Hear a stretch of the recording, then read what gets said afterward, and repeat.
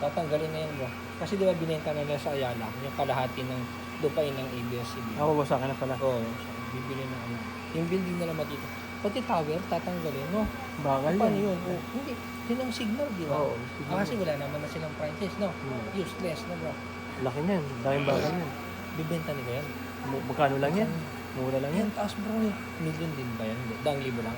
Baka ganun. Yan, 1,000. Oh, wala na rin silang franchise. Kaya may tower sila, no? Nakikiconnect na lang sila sa mga ano, no? O may renta na bro.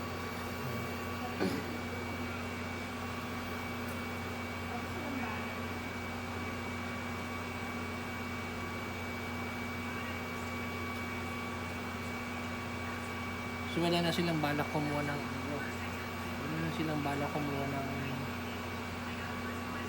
anong tawag din? Station. Frequency, no? Kailangan kanila bago sila kumuha ng ano. Kailangan kanila.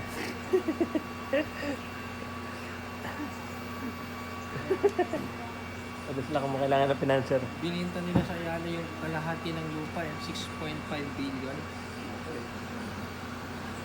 Yung sa ABS po, sa Ayala po. Kasi wala na po silang station eh. Ayan po. Yung building na lang doon ng ABS yung matitira po.